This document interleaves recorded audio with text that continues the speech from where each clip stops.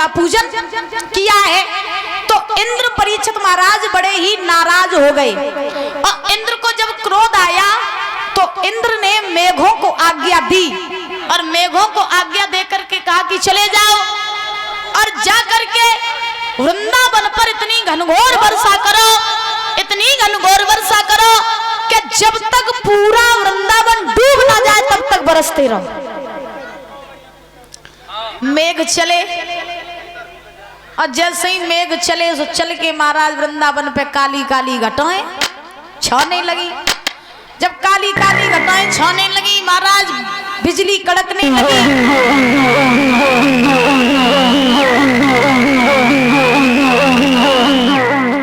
आंधी तूफान आने लगे।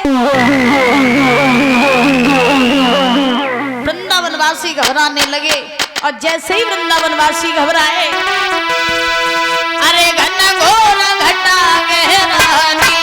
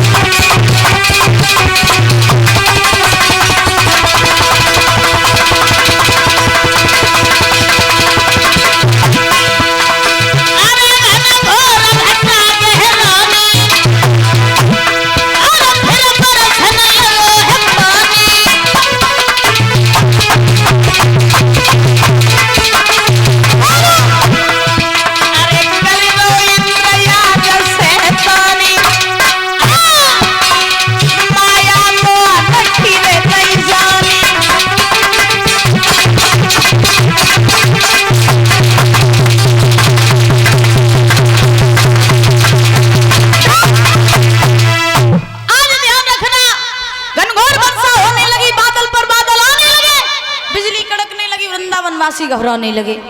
सारे वृंदावनवासी पहुंचे बाबा नंद के पास में, बोले बाबा मैंने तुमसे कहा था कि इंद्र को छोड़ करके गोवर्धन की पूजा न करवाओ, लेकिन तुमने एक बात नहीं मानी। अब इंद्र नाराज हो गए, वर्षा करने लगे। अब बताओ हम लोगों का क्या होगा। भगवान कन्हैया बोले मरे काय को जा रही हो, जिनका हमने पूजन किया वही हमारी रक्षा भी करेंगे, परेशान ना हो, तुम सब मेरे साथ चलो। तो भगवान कन्हैया ने सारे वृंदावन वासियों को साथ ले लिया। साथ लेकर के चल करके परीक्षित महाराज गोवर्धन महाराज के पास में आए। जब गोवर्धन महाराज के पास में आए तो आने के बाद में गोवर्धन महाराज की परिक्रमा करके आज अपनी सबसे छोटी वाली उंगली पर गोवर्धन पर्वत को धारण कर लिया। भगवान की जब छोटी उंगली पर गोवर्धन पर्वत को धारण किया तो भगवान ने वृंदावन वासियों से कहा भैया इस पर्वत के नीचे सभी लोग आ जाओ, यहाँ वर्षा का जल नहीं आएगा। तो सारे वृंदावन वासी महाराज पर्वत के नीचे पहुंच गए और पहुंचने के बाद में भगवान आज पर्वत को धारण किए। तब भगवान का एक नाम पड़ा था गिरधारी। बोले गिरधारी भगवान की, तो भगवान का नाम गिरधारी पड़ा। इंद्र जल की वर्षा करने लगा। जब जल की वर्षा इंद्र करता रहा तो एक प्रमाण तो भागवत जी में ये मिला दादा, एक प्रमाण तो भागवत जी में ये मिला है कि इंद्र ने वर्षा तो बहुत की लेकिन वृंदावन पर एक भी बूंद नहीं गिरी। क्यों? क्योंकि इंद्र जितना भी पानी वर्षा रहा था वो सारा पानी अगस्त्य मुनि पी रहे थे। हाँ, अब अगस्त्य मुनि पी काय को रहे थे, शंका वाली बात है, पे काय को पी रहे थे। तो इन्हें महाराज त्रेता युग में ही वरदान लगो। तो परीक्षित महाराज कौन सा वरदान लगा था सुनो, पता है परीक्षित महाराज आपको? हैं? हमें ही सुनावे, ठीक तो सुनो। तो ध्यान रखना, त्रेता युग में मैया सीता जो थी वो संतों को रोज भोजन कराया करती थी। पीछे वाली मैया पंचायत कर रही हो, अब कथा सुन लो, जब विराम हो जाए तो संगे बैठ के करें, ठीक? हाँ, तो ध्यान रखना परीक्षित महाराज कि मैया सीता जो थी त्रेता युग में वो संतों को भोजन कराया करती थी। तो संतों का काम क्या होता है कि भोजन थोड़ा करते, भजन ज्यादा करते। तो संत सीता जी के यहाँ आते, भोजन तो करते लेकिन थोड़ा थोड़ा करते चले जाते।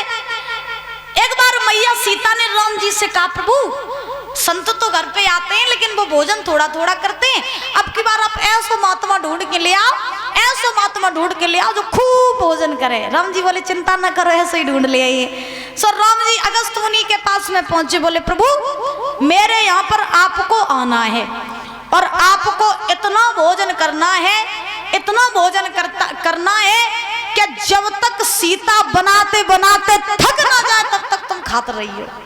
अगस्त मुनि बोले ठीक, चिंता ना करो। अब अगस्त मुनि आए, मैया सीता ने सुंदर सा आसन लगा दिया, अगस्त मुनि को बैठा लिया, भोजन ले आई, भोजन परोस दिया, बोले महात्मन भोजन करिए। अगस्त मुनि भोजन करने लगे। अब अगस्त मुनि भोजन करते जा रहे, सीता जी से कहते जा रही और ले आओ। अब वे और ले आती, महाराज बेव भोजन सबरो भोजन कर लो, जितना सीता जी ने बनाया था वो तुम्हारा आज हाल ही खाए गए, देर नहीं करी। अगस्त मुनि बोले और ले आओ। सीता दोबारा बनाने लगी, सो बनाओ, वो बेव लेके आई, सो बहू खाई गई। महाराज प्रमाण ये मिला है कि सीता जी बनाती जा रही और अगस्त मुनि खाते जा रहे।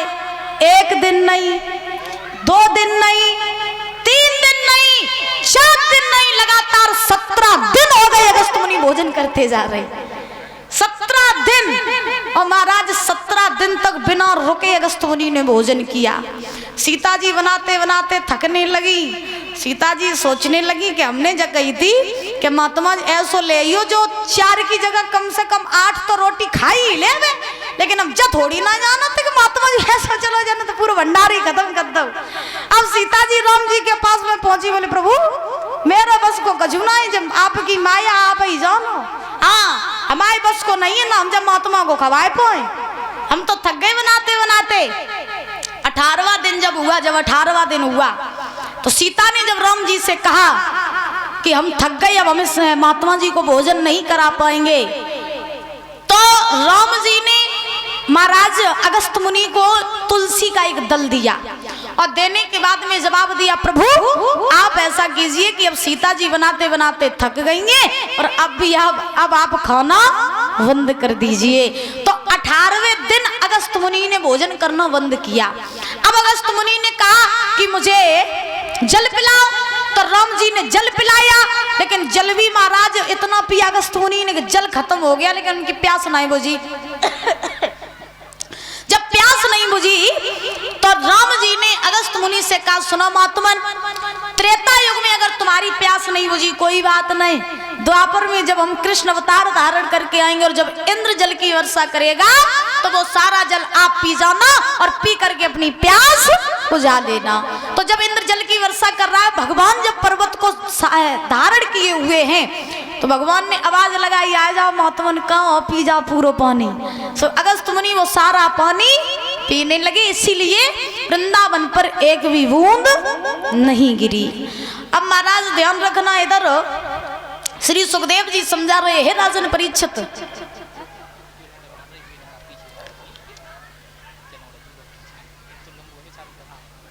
आज ध्यान रखना, वर्षा महाराज होती जा रही, अगस्त मुनि जल को पीते जा रहे।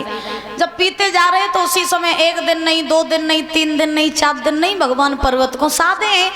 तो मैया यशोदा ने देखा कि मेरो लाला कन्हैया अकेलो ही पर्वत को साधे हैं। तो मैया यशोदा ने सारे ग्वाल वालों से कहा कि सुनो, अगर